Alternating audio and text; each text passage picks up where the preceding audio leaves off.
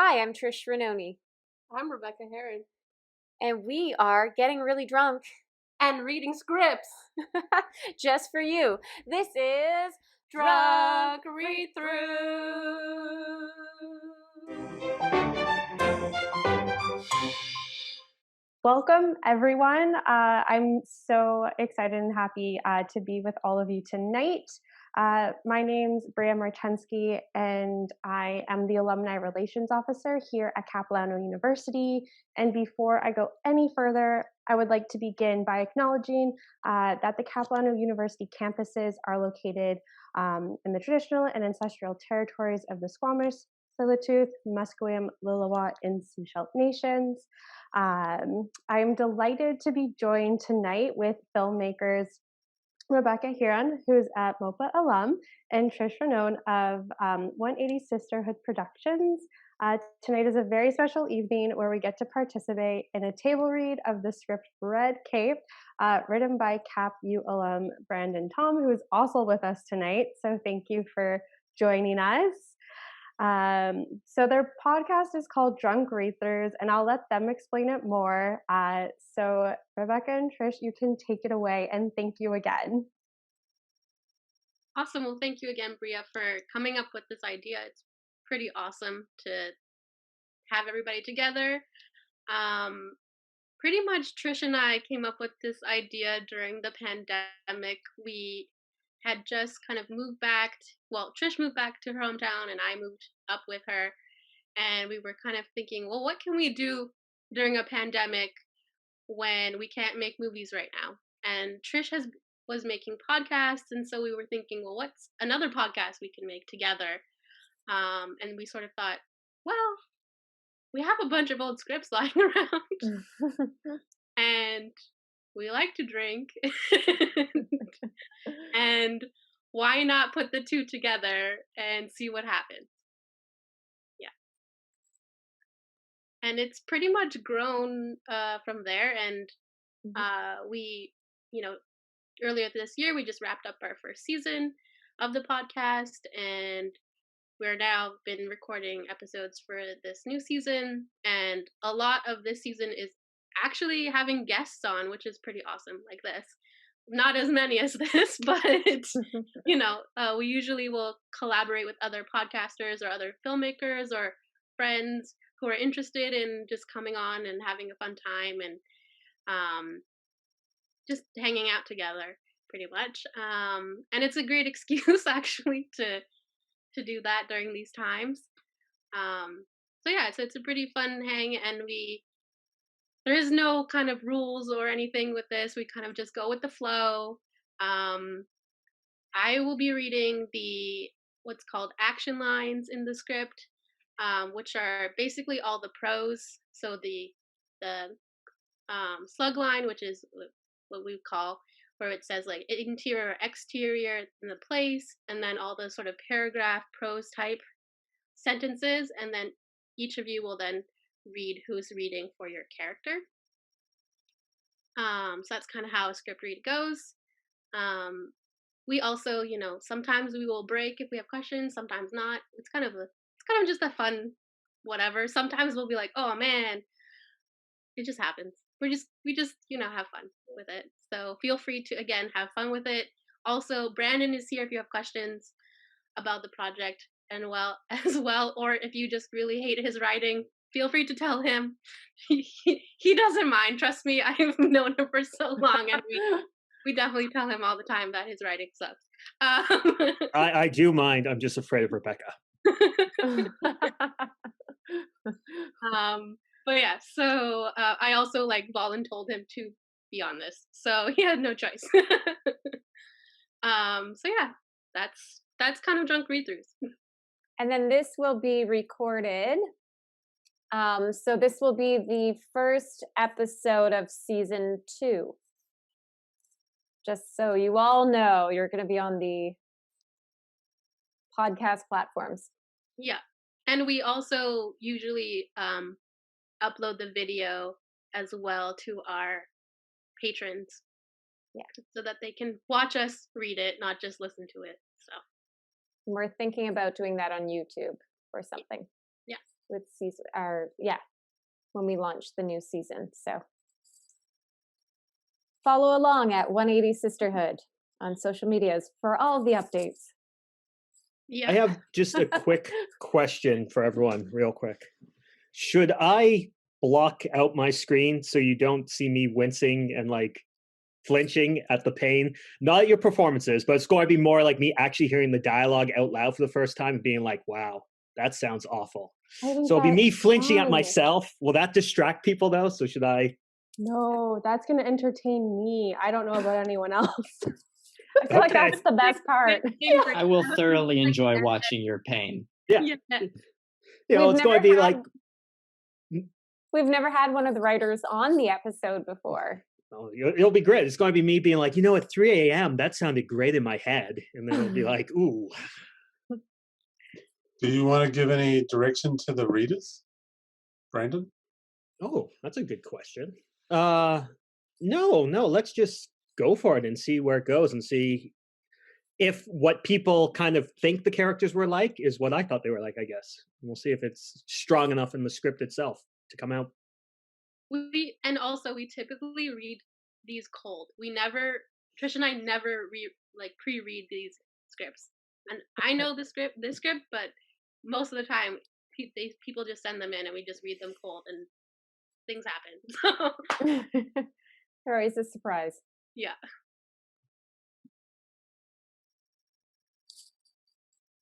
Perfect. So we just need a volunteer for Haley. And then I think we're good to go and start reading. And then, Rebecca, are you able to, I guess, show us kind of maybe what the script kind of looks like and how people read for it? I mean, we're pretty It's much pretty just quick. reading it as it goes, and so it's not that difficult to read a script. Okay, Uh, perfect. but if there's a mix-up, we'll just fix it when it happens. I have faith that readers will figure it out. Yeah, just read the part under your character's line and you don't have to say the character name. Yeah. And then Rebecca will read the rest. Yeah. Yep. And if you see something OS in brackets next to your name, that just means you're off screen and your character's just heard saying the line. So it doesn't affect it. Well, I guess it could performance-wise if you want to make it a little bit more as if you're shouting across the room, but it's all up to you as the actor. Yeah. Because there is quite a few lines that are off screen. Yeah. And if it says your character name and a few lines and then your character name and it keeps saying continued, you can just keep going to the dialogue part. Who's that, Brandon? That is my youngest, Alana, and she's 19 months old. Oh.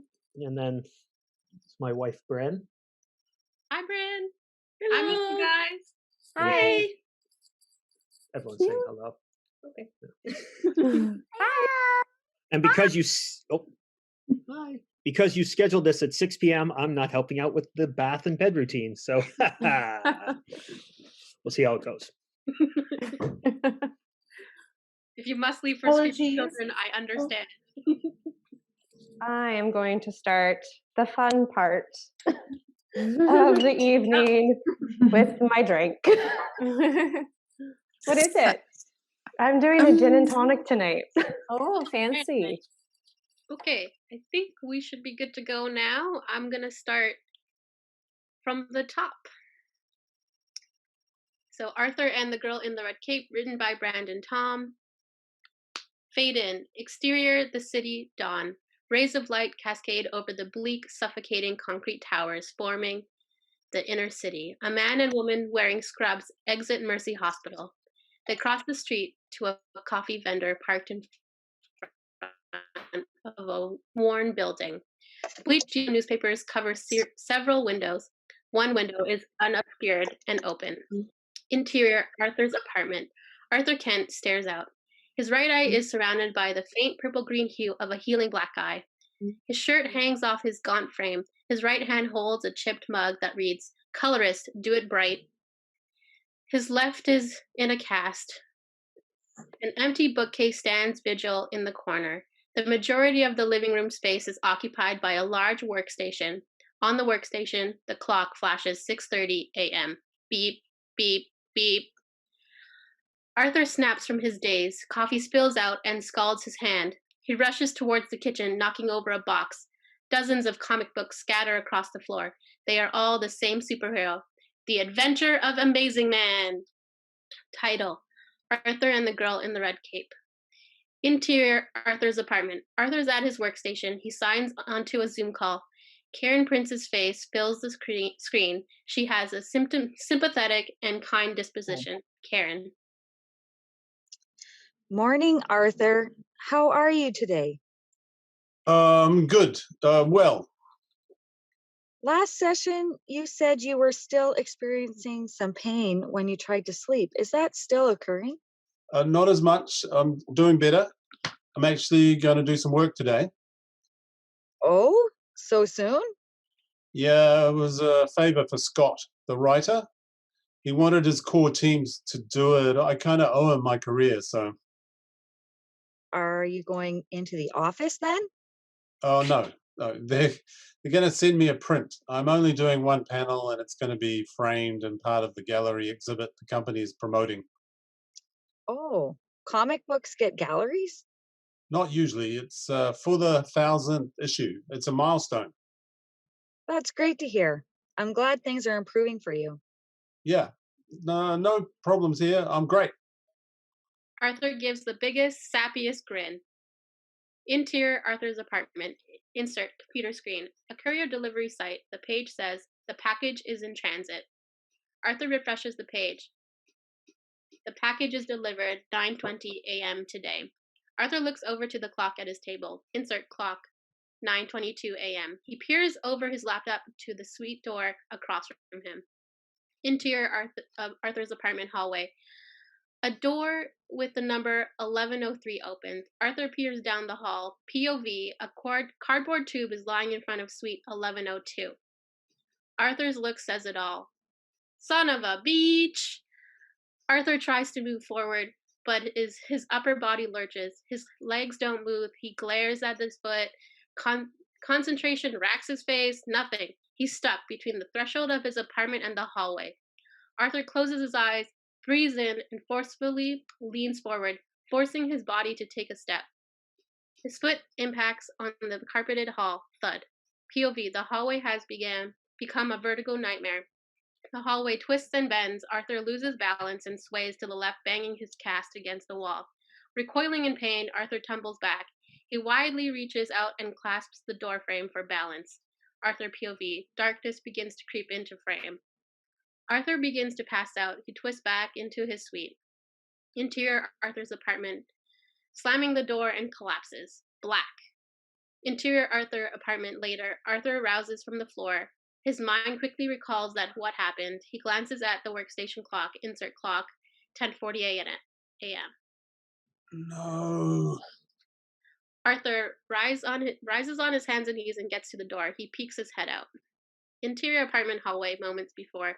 Haley plays in the hallway. She has a doll in one hand and has a parcel tube in the other. She drops the parcel tube on her doll. She then pitches her voice to the sound like a different people. Haley. Oh no, she's trapped. Help! Suddenly, Arthur's head pops out of the suite door, several feet down the hallway. The young girl looks at Arthur. He catches her staring at him.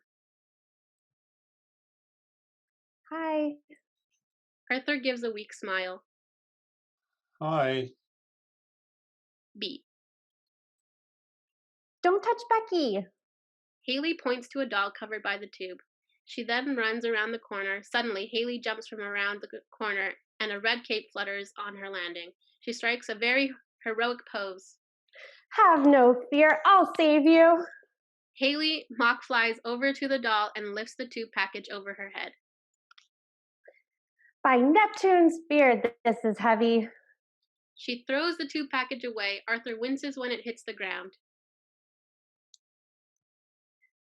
Thank you. You're my hero. All in a day's work. Now I must depart. More people need amazing men's metroic might. Haley poses, chest puffed out. Her sincerity jolts Arthur. Hello, citizen. Can I assist you? Aren't you a little short to be amazing man? One's size does not merit one's worth. Huh. That's what he tells the Scarlet Herald in issue 495. Haley breaks character. Yeah, you're very good citizen. You know what, amazing man? I could use some help. That tube there is mine. No, it's not. It's my grandma's. No, it was delivered to your grandma's by mistake. Look at the name on it. Haley walks over to the tube and looks at the label. She takes a second to spell out the name. R.T. Her Arthur. It says Arthur. Yeah, that's not your grandma's name, is it? I don't know. She's just grandma. Arthur can't argue with that logic. I'm Arthur. I really need it. Can you give it to me? Arthur reaches out into the hall as far as he can without passing the threshold of the door. Haley takes a step back. How do I know it's yours? Arthur, overreaching, nearly falls out of the threshold. He unceremoniously scuttles back. He tries a new tact. I can prove that it's mine. Don't go anywhere. Interior Arthur's apartment. Arthur moves over to his desk and grabs his wallet. He removes his driver's license. He turns and halts. Haley is in the living room. She holds the two package in her hands. You've got a lot of colors. Haley points over at Arthur's workstation, where a cup holds several different color markers. Those are for work. You color for work? Yeah, kind of. Here, He hands Haley his driver's license. see? Arthur. Haley looks at the package and looks at the driver's license. She then stares up at Arthur. I'm Haley. She smiles up at Arthur. He smiles back. They have a moment. You look better in the photo. Why is your face that color? The moment is gone. I got hurt. It looks like a big ouch. What happened? She hands him the tube. Nothing. You should go. And your grandma shouldn't let you play in the hall. It's not safe out there. Arthur puts the tube on the workstation. He glances at his cast. I can't get back in. Why? The robot lock. Interior apartment hall, suite 1102, door has a digital deadbolt. Mom was getting angry at Grandma because she kept losing her keys. Haley points at the lock. Arthur observes from across the hall. How'd it lock? I pushed the button. Why? I wanted to see it locked. Arthur winces at the simple naivete of a child. So you've been in the hall all morning? No, Mom dropped me off and went to work. And then Grandma and I had breakfast. And then she turned on the price show and fell asleep. And I got bored. And I came out here and I wanted to see the door lock. Yeah. You can't stay in the hall. Get your grandma to let you in. I think she's still sleeping. Knock. Haley knocks. Nothing. She gives Arthur an "I told you so" pose. Knock harder. Haley kicks. Thud, thud, thud. Interior suite 1102. Mrs. Waldfingal is reclined in a comfy chair. Her snores drone out the TV. A river of drool cascades down the corner of her mouth. She adjusts her position and continues snoring. Interior of Arthur's apartment. Hallway. Haley gives a resigned shrug. Interior Arthur's apartment. Insert clock. 11:27. Haley is spinning in a stool seat. Arthur is at his workstation. When does your mom pick you up? After work. When is that? After work. Arthur gives up. I need to work. I have to courier this by 5. So I am going to work. Arthur thinks he's ended the conversation and proceeds to start working. Why don't you work somewhere? Mom works in an office for lawyers. Daddy doesn't like lawyers. Do you like lawyers? They ask a lot of questions in their offices. Why don't you have an office? He halts. Ignoring her isn't going to work. It's lawyers. And I don't really care for them either. I'm working from home and I need to do this, Haley. I wish Mom could work from home, or Dad. Why do you have so many pens? Do you draw at work? Haley begins to get excited at the prospect. I'm a colorist. I fill in color for. You get paid to color all day? Haley, I need to work. Can't you just play something? Don't want to. This tact isn't working. Arthur looks at the box on the ground. You like Amazing Man, right? Arthur drops a box in front of Haley. She opens it. Her face beams. The box is filled with Amazing Man comics. Haley grabs a handful and begins to flip through them. Arthur moves over to his workstation and opens the tube package and pulls out the large full sheet spread. He unfurls it on his table and takes in the image he is seeing. His eyes grow wide. Interior Arthur's apartment later. Haley flips through an issue of Amazing Man. Her eyes move at a frantic pace. She consumes issue after issue. She then notices the title in bold block lettering. It reads, Colorist, Arthur Kent. Haley looks at another issue and then another, and she glances up at Arthur. He's hunched over his desk, focusing intently. Arthur suddenly stops work. He feels a presence. He looks up. Haley is an inch from his face. You're Arthur Kent. You're Amazing Man's colorist. You color him. Arthur pulls back. That's so cool. You color Amazing Man. Did you make his red cape? Haley points to the cape on her back. Did you make this fortress of secrets purple? His cape color was decided by Michael Walsh, his creator, 75 years ago. Are you coloring him now? Is this an issue? She begins to rotate her head so she can see the print from correctly. Arthur covers it with his hands. You can't look at this. Please? No. Haley? Haley retreats back. This is the first time Arthur has used a stern voice on her. Arthur knows he's hurt her. He glances at the clock, 12:51. Are you hungry? Interior Arthur's kitchen. Arthur opens the fridge. A lone bottle of mustard sits on the shelf. Haley looks up at Arthur gloomingly. This looks like Daddy's fridge. Chinese? Interior Arthur's apartment later. Arthur is holding the phone with his right hand and trying to look through the takeout menu with his captain hand. 1 chicken chow mein, 2 spring rolls, sweet and sour pork. Haley waves at Arthur to get his attention. No nuts. If I have nuts, I get NFL up, trick shot, and die. A big smile goes across Haley's face. Arthur just nods. No nuts. Thanks, bye. Interior Arthur's kitchen soon after. Haley and Arthur are feasting on the Chinese food. Haley slurps up some chow mein into her mouth. Can you pass me some soya sauce, Haley? Haley reaches into the Chinese bag and pulls out 2 fortune cookies. Hey, not until after. Arthur grabs the 2 fortune cookies and places them in a dish on the counter. I like your cape. Did your mum make it for you? No, my dad bought it for me. Oh, I went as Amazing Man for Halloween. Daddy got it for me then.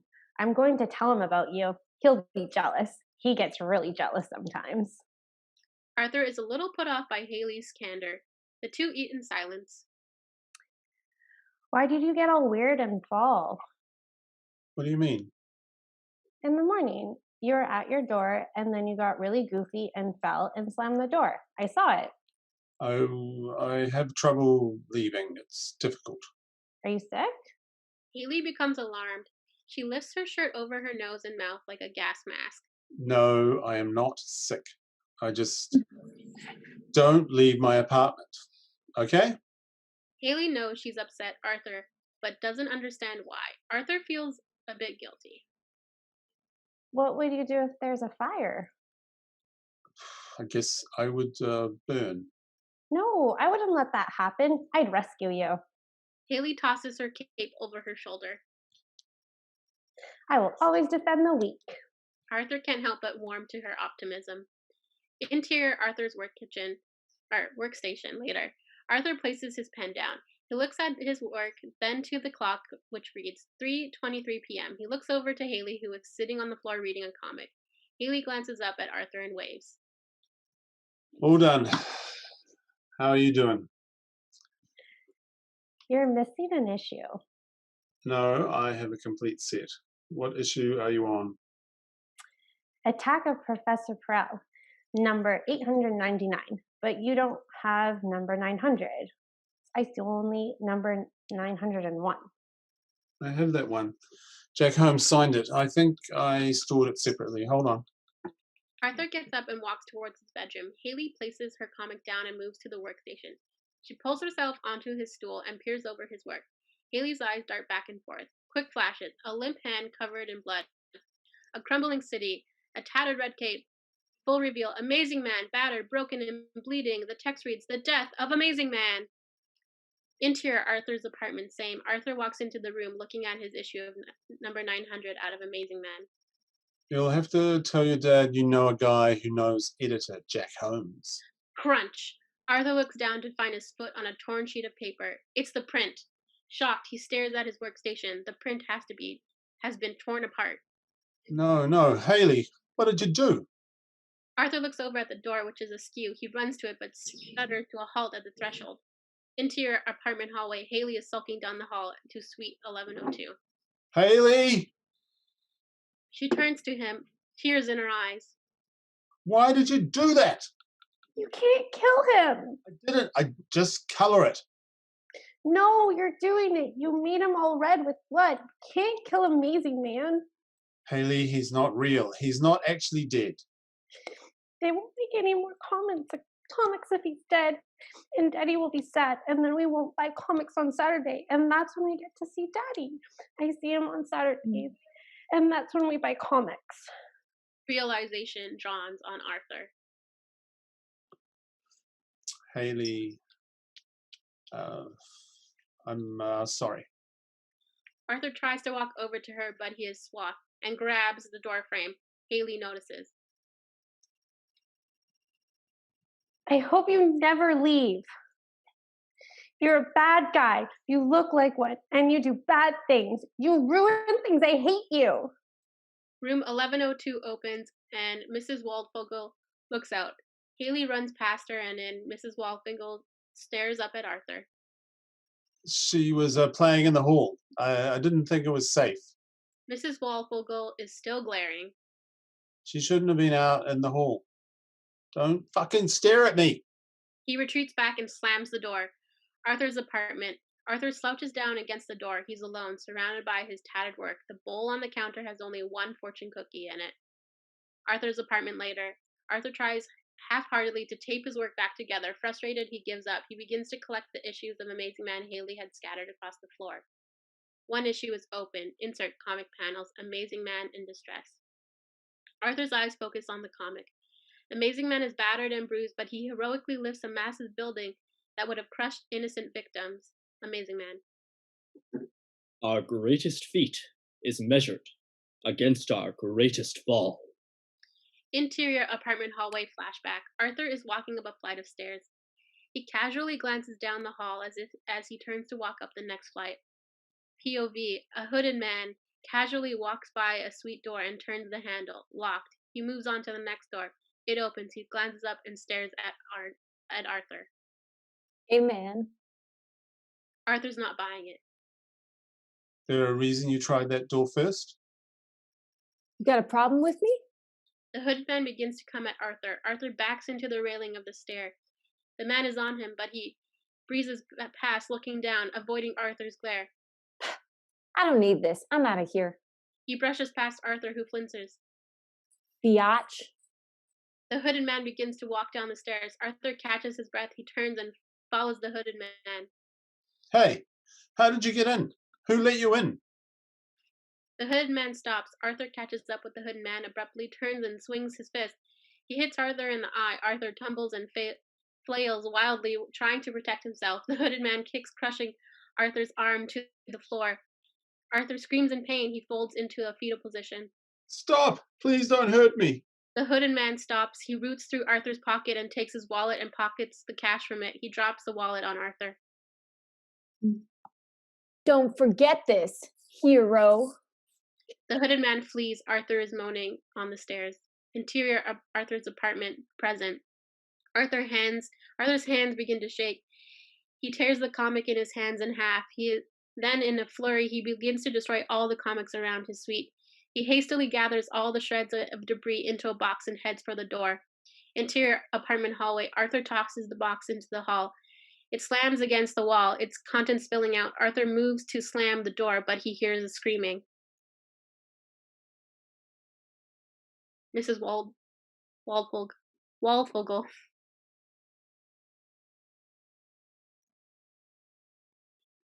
Help! Arthur turns and pokes his head out the door. At the door of the suite 1102, Mrs. Walfogel, cradling Haley, who wheezes, looks terrified.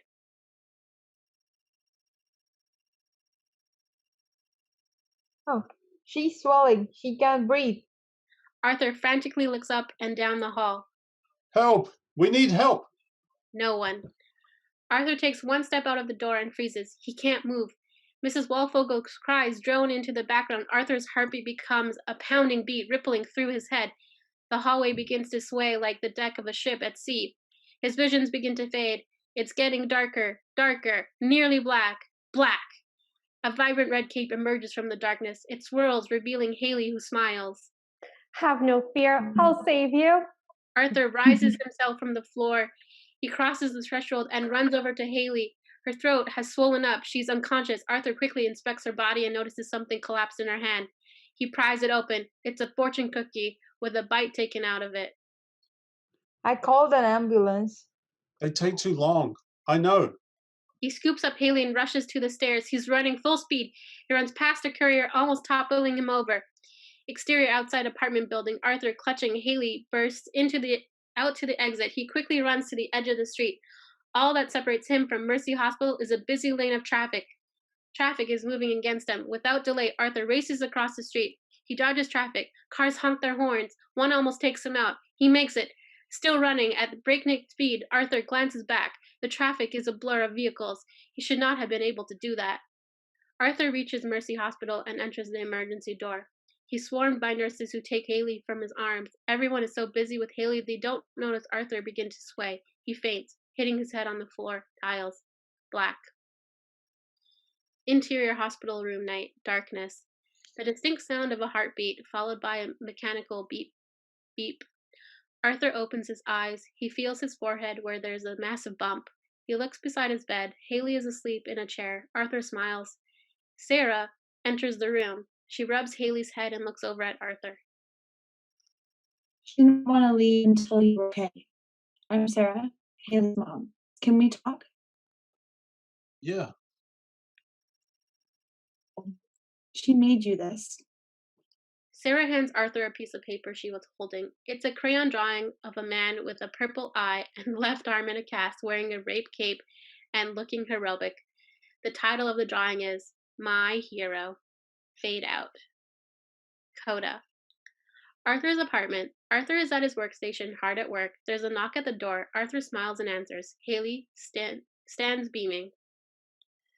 Hello, Arthur Kent. Hello, Haley. Arthur peers out. Mrs. Walfogel gives a friendly wave before closing her door. Are you ready to go to the park? Haley extends her hand over the door threshold. Arthur takes it, and the two walk down the hall to the elevator. Arthur pushes the button. How long did we make it last time? You lasted 8 minutes and 42 seconds. Good. The elevator door opens, and the two enter. They're holding hands. Let's try and go for a whole 10 minutes. Fade to black. Yay! Awesome. Congrats. Good job, everybody. Yes, thank you. And thank you for sharing this script. No Do we- problem. Oh, you're still here. Yay. Yeah. I couldn't see a full view of everyone, so. How was it, Brandon? Did you hate it? Did you love it? Did you wince? I winced a bit. Oh. No. She has great timing. Yeah. She waited till the script was over. Yeah. Oh, do you want to say hello? Hi. Hi. This is Henry. This is my Hello. oldest. Hi, Henry. You want to say hi? Hi. I'm just working on something with these people. They're just marveling at the masterpiece that I wrote. That's all. Yeah, no, there was a few wincing and a few, but once again, not performances. It was more just some of the prose that I made Rebecca read. I'm like, oh, that is clunky. Yeah, and the spelling mistakes, dude. No, I'm kidding. I gave it to you a day before you need to hand it in. I said you might want to do a typo read. Yeah, and did I have time? Clearly not. I've got 2 kids. I can just use that excuse forever. Well, we couldn't hear I any have my typos. puppies. I think I have 2 kids is one of the only excuses that you really can't use forever. Well, I'll just have to keep getting more in that sense. Just an army of kids. Yes. Yeah. I don't know. I Okay. feel like I would use that as an excuse because I don't have any and it's still really hard to get stuff done. So props to you. Kudos to all the parents out there. You guys are the superheroes. Especially right now during pandemic season. Oh, yes. Yeah. Actually, yes, Well, right it was easy to read. Oh, Like, good. Yeah. it seemed quite natural to. That's because you're a spectacular actor. I don't know about that, but and it's an interesting dramatic situation, right? So, Yeah. what kind of feedback did you get when you wrote it originally? Oh, which man. draft are we talking Yeah, about? which draft? The I think the first draft had it was a little more, even though racing through traffic's dramatic, but I think in the first draft we had it so like Haley got on the roof and she was going to try and pretend to fly, and it would have been this big whole roof scene with stunts and blah blah blah. And I think Crazy Eights, which is a festival in BC, they just kind of looked at it and be like, "How are you going to do this stunt?" And then they dismissed us. Well, you can always take these things out. That's why we have rewrites. Yeah, Well, that's how and I we felt. did. And we did. Now we it's did. the highly realistic weaving through traffic. Yeah. Yeah. That'll be much easier to film. Which we can totally choreograph. Yeah, I just saw it on add- the Baroness Von sketch show the other day. Or La La Land, which almost won an Oscar. Mm-hmm. So, did you ever draw Amazing Man? Have you actually got any visuals? No, I never did because I am a terrible, terrible artist. But I mean, it's pretty blatant that it's like Superman. And if we ever got any money to go into production, I figure we totally would get a comic book artist or maybe even like a tattoo artist, someone that likes drawing comics would help out. I mean, there's tons of like just so many talented people out there. Even if you just go on something like DeviantArt, you can find people that they just love to work with you.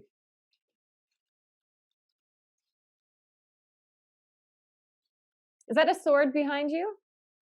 Yes, that is. Wow. Yeah, I did sword fighting for a little while, and I think come the pandemic end, I might try and do some kendo. But yeah. Very cool. Oh yeah, swords with kids running around. It's completely safe. I'm a great father. Well, Well, the most expensive scene is actually trying to run across that road, right? Like, Yeah. But you might be able to fake it somehow, like just take a film of a busy street and then have a close up of a face and a panic, and then the sound of traffic tooting and, I mean, blowing horns. I'm sorry, and then cut into the hospital, right? So, did you get anywhere along the Crazy Eights process? No, like we- that first. No, we made it through selection, and then we got to the first stage of in-person pitching to the jury. Mm. Which I think at the time they had like probably about 700 submissions or something that year. Wow. So it was great that we even made it just in front of the jury. And the jury is usually picked up Mhm. of like people in Vancouver who are in the industry, and they judge you and and things. And and which is actually very normal in film. Like you submit a lot of scripts to companies or to producers or distributors, and their whole job is to judge you and decide whether or not your project is worthy of making. So it was, it's also the program was created to kind of be a little bit similar to the industry in that way, which was great. So we got feedback, and then we kind of, you know, took what we liked and disliked from the feedback, and Brandon wrote another draft and another draft, and Oh my god. so many So drafts of this. I had the 2018 one open, and as Rebecca was reading, I was like, this is not the same script. So I clicked the one in the chat.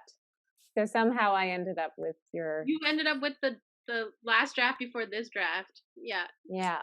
the sample draft I sent you. Oh, we there was one draft that got just really dark. It was kind of, Oh yeah. it was like, I think it's like, oh, you got to root his agoraphobia in like something stronger, and I think he was like molested by his mother as a, it's just, it got dark. Oh. It's like, oh, what And then also there was one draft where the mom was just like, just hated Arthur. I remember. Yeah. Yeah. Yeah. Well, that's the beauty of writing. We can keep doing drafts Yeah. and keep visiting it for once you've written one draft for years, it can have kind of a life to it. And that's, I guess, why we started this podcast, because we know writers have so many scripts on their computers that deserve life to them that just haven't been made, because it takes almost a miracle and a lot of work and a lot of things to line up to make a movie. Yeah. Yeah. Well, Little Miss Sunshine is over 100 drafts. Wow. And I think, have you seen I May Destroy You? Yeah. That's Oh, I'm watching that right now. That's way over 100 drafts. So That is very well, and that's scary. well, no, but as I a think writer.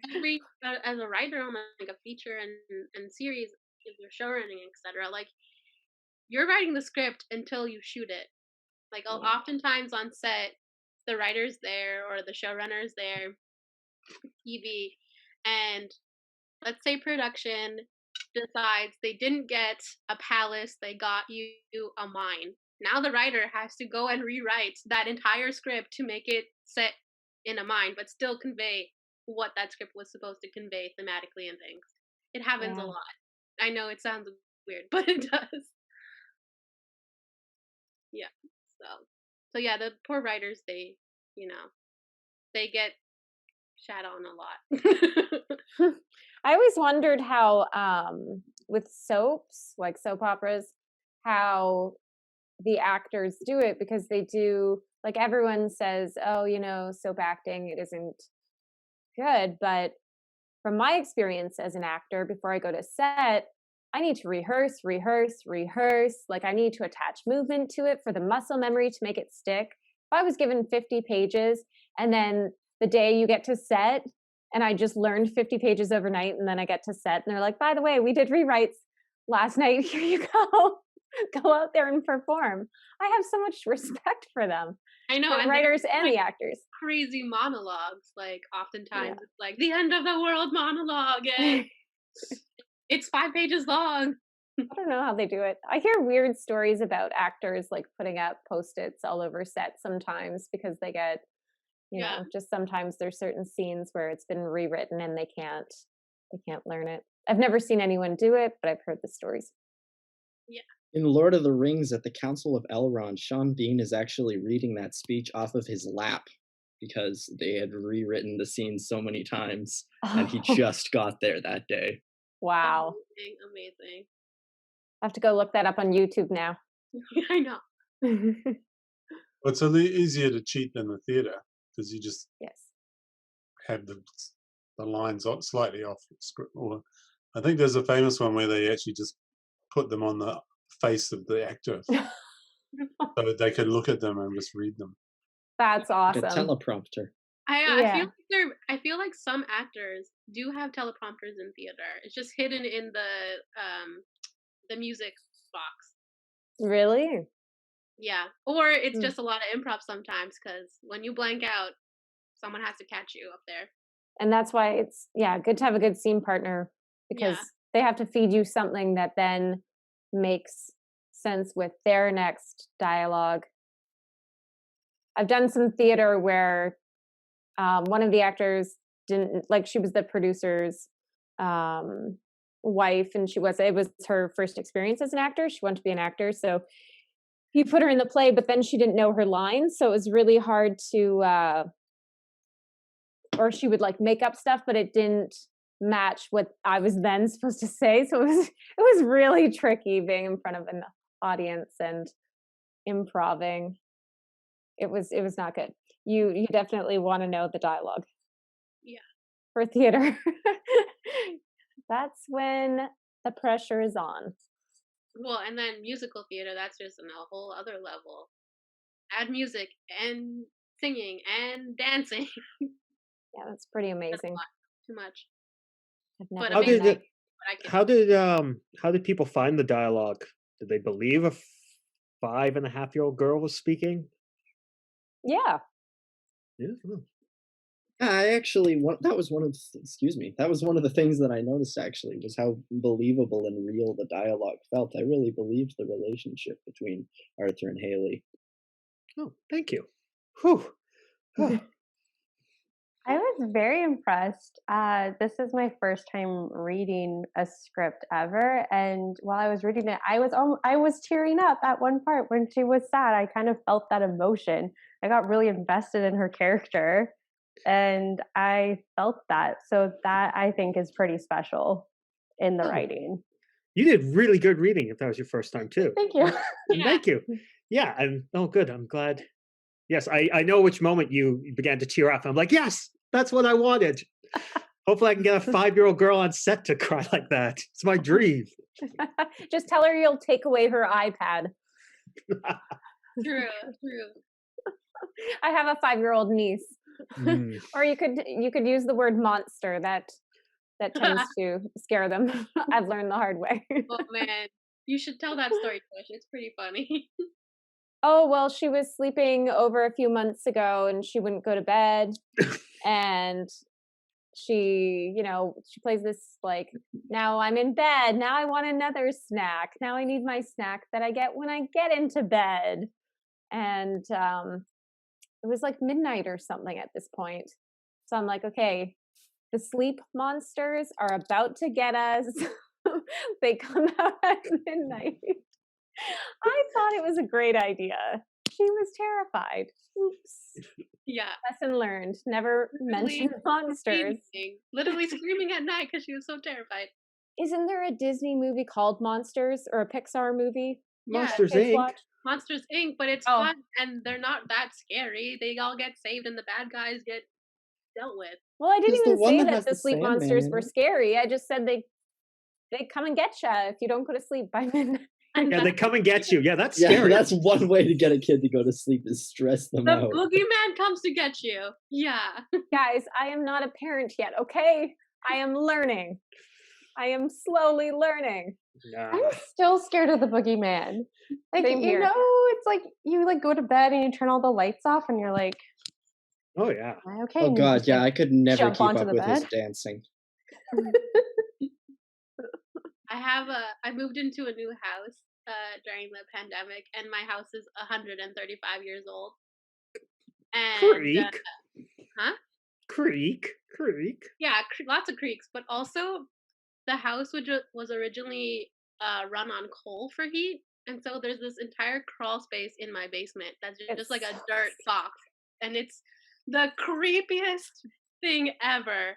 It's Like, really creepy. it's so creepy. I said to Trish, I'm like, come look at my serial killer basement. Like, this is Yeah. insane. And It's It's a perfect good for a location. movie. yeah, Yeah. that's what I said. I'm like, we're shooting a horror film in this Yeah. crazy, scary basement that I pretty much have to have all the lights on, and I go down there and like flashlights because I'm like, it's late at night and I don't know what's down there.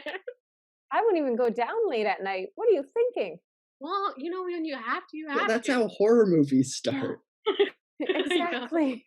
Listen to the people behind the third wall. They're all telling you to go back to your room. Yeah. Don't go there. Don't go there. Yeah. True. But Yeah. I mean, we were recording a podcast before lockdown happened for us in Northern Ontario. And Trish came over and she was like, "Hey, I've been really into like ghost videos on YouTube and I downloaded this ghost talking app on my phone. We should try it in your house because it's so old." And at first we were like okay, well I'm like, there are no ghosts here. I don't feel anything. I think we're okay. And so we start using the app and then nothing's really happening, whatever. And then all of a sudden like the app starts going and it's just saying like like keywords like key, what glasses, short, like all these things. And we were like, Sandra. and we're like, does this even mean? Like, whatever. And then after we were like, that app was stupid, blah blah blah, and like we were working on something else, and then later I come out of a room and I was like, oh my god, Sandra was my real estate agent. And then I sat on your couch and you had that little short version of you, like that me. little toy that looks like you, and it's holding a key. And Yeah, I'm like, short key. me, glasses. And it was just like, this is now creepy. I deleted the app. Are Yeah. we gonna just skip over the conversation that you have a doll that looks like you on your couch? Okay, so Like Holding a key? holding Like a key? to Okay. like hell? Like the abyss? it's To the a basement. Cabbage Patch. Okay, it's a Cabbage Patch doll, and Oh yeah, that's much better. prior to pandemic, my friend Erica and I, we would travel around all over the place together. We were travel buddies, and we were going to Georgia, and the Cabbage Patch hospital, I think is what they call it, is actually in Georgia. So like the original place where they make Cabbage Patch dolls is there. So we were like, well, this sounds ridiculous and weird, but we should go there. And it was crazy creepy. And so while we were there, we were obviously the only adults there without children, but whatever. And we were looking at all these dolls, and then she comes and she finds one that literally looks exactly like me. Bangs. At the time I had blue glasses, like the brown Holding a hair, key. like the whole thing. Like it's insane. It's insane how much this doll looks like me. And then I found one that looked like her. So we had to buy it. Because, come on. And Rebecca, I so think you have to post a photo of this I will. doll, or I we can will have post it to the 180 Sisterhood Instagram story I after will have this. to. But so that's why there's a Cabbage Patch doll in my living room that looks exactly like me, and for some reason is holding a key. I have no idea. It just is. I'm surprised that it's still open. Like the Cabbage Patch Oh, factory? yeah. So Oh. you go in and it's like a nursery. So there's like original Cabbage Patch dolls, like a stork and like babies in a crib. It is really scary. And then you get to this like giant tree of life thing where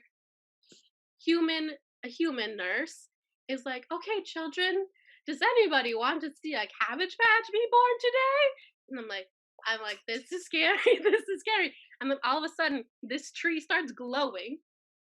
Okay, and the word monster scares kids. Come on, this is way worse. This tree starts glowing, and the nurse is like telling the kids, okay, kids, you have to say push, push, or whatever. And all these kids are lined up around this tree, and there's like this like fake like whole thing.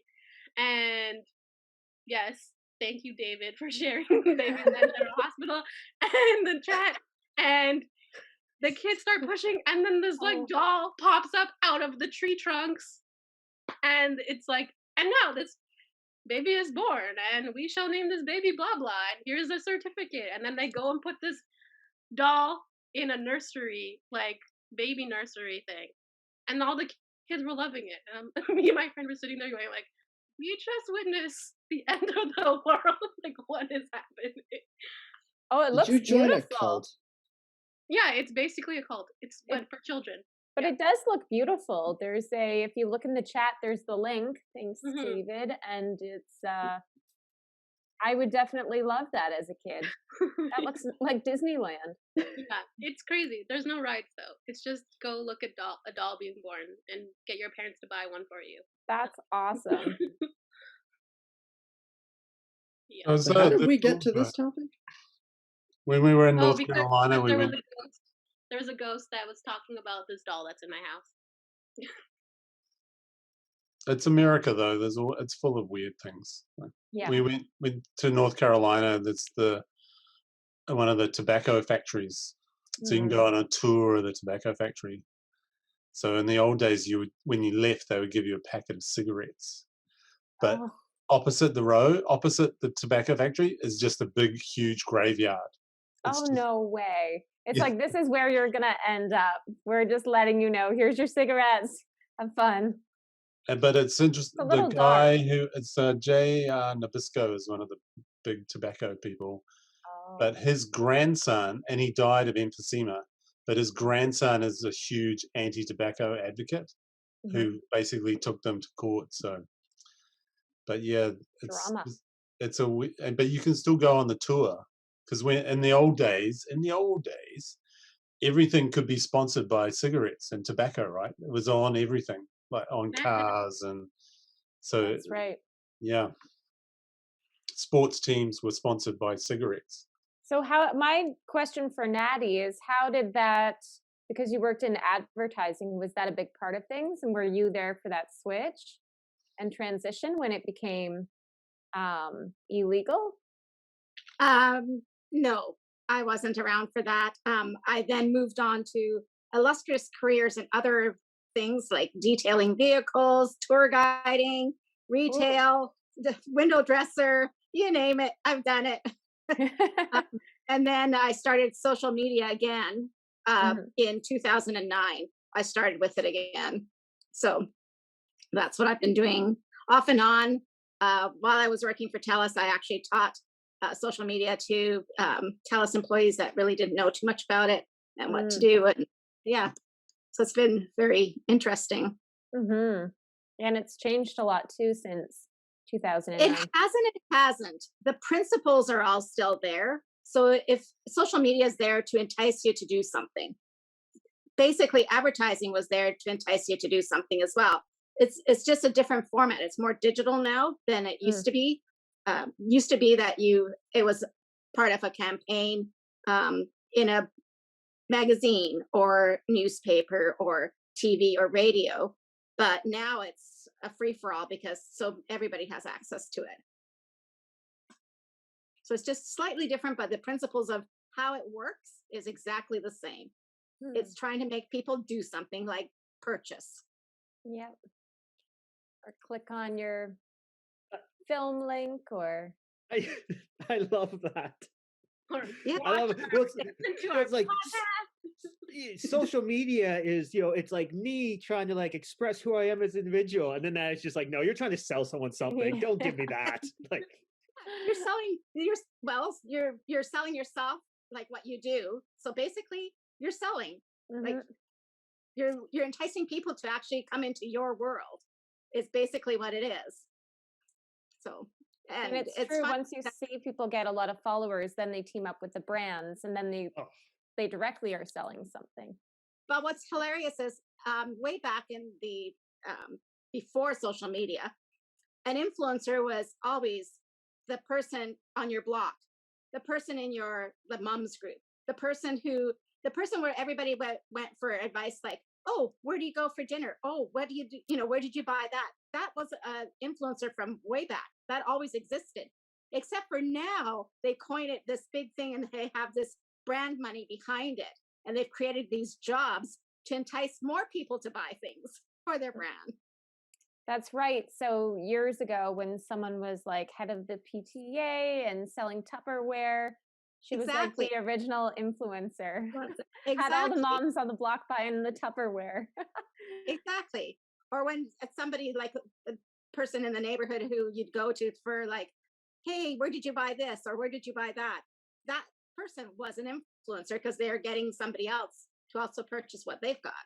Right. So it's no different. It's just there's more what I call influencers, but that's just everybody now. So it's interesting. It's an interesting concept. Yeah, it is very interesting because you don't think when you're posting something online, you don't consciously think about it being an ad, but it is. Yeah, it is. Have you got any sponsorship for your podcast? Not yet, but we No. like to and do shout outs to local breweries and as well. Like we'll try to like feature a local brewery and just because we want to support. And we've talked about like, maybe we don't necessarily go to a brewery or a winery, but we maybe go to a coffee shop and we're there, or maybe we make a boozy version of like something that they make, because we just want to like support our local community. Mm-hmm. So far we've highlighted a local winery and strawberry farm. And then, so Thompson Farms, we've had their cider, and we've had Northern Superior Brewing beer. They're a local brewing company. But then that kind of like, we support them on the podcast, but then they also were really great with the shot a web series here, and they were one of the sponsors. And then they also sponsored our film festival, the Sioux Film Festival. So we held it there. So it's all kind of, we are kind of connected with a couple of local brands, but it's more of a ongoing relationship and partnership. Yeah, collaboration. Yeah, collaboration. Yeah, like we just shot a bunch of social media ads for the brewery as like a thank you for them support our festival and giving us a free location essentially and providing us like space and a lot of stuff for us. So things like that. This business is very much like I need a favor, you need a favor, and we just kind of go back and forth. And sometimes money's exchanged, sometimes just blood, sweat, and tears. But it's the relationships that matter. Yeah.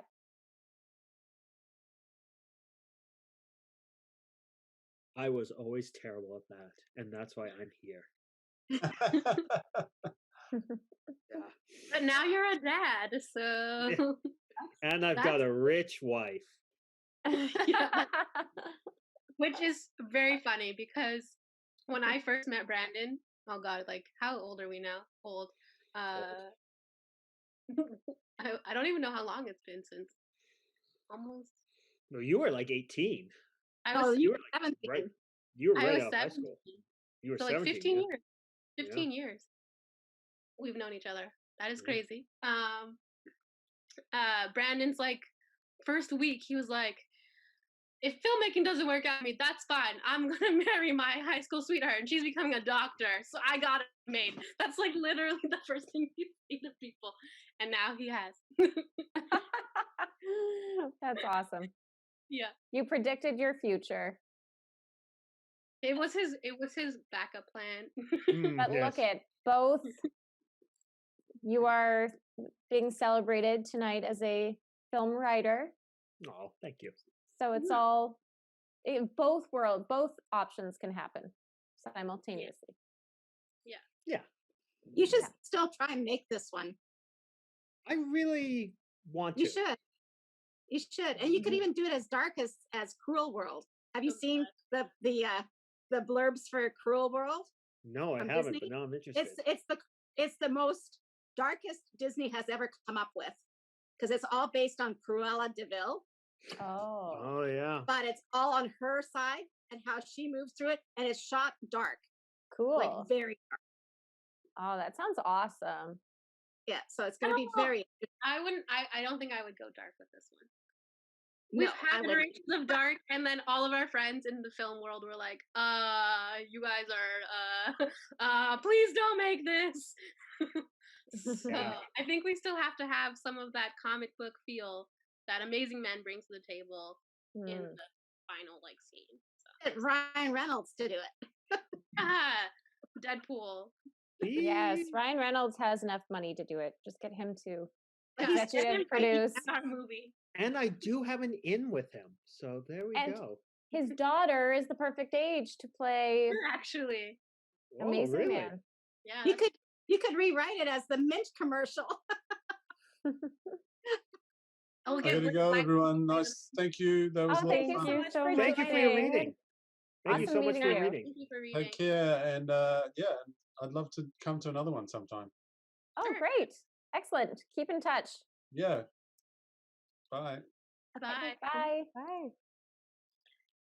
So I'm just gonna be like, people are welcome to stay as long as they want. Those of you that have to have dinner, have families, I just want to thank everyone. I want to thank Rebecca and Trish again for this evening and making this possible.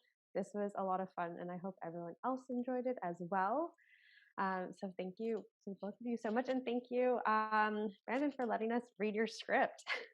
No problem. Thank you. Yay, thanks, everyone. So much fun. Yeah, thank you. I really enjoyed being a part, and I haven't done a script read in like a very long time, and this popped up in my email, and I was like, I'd love to just see what the community at CAP is doing since leaving, and it's really nice to have been a part of your script and read it and be a part. So, thank you. Thank you. Thank you.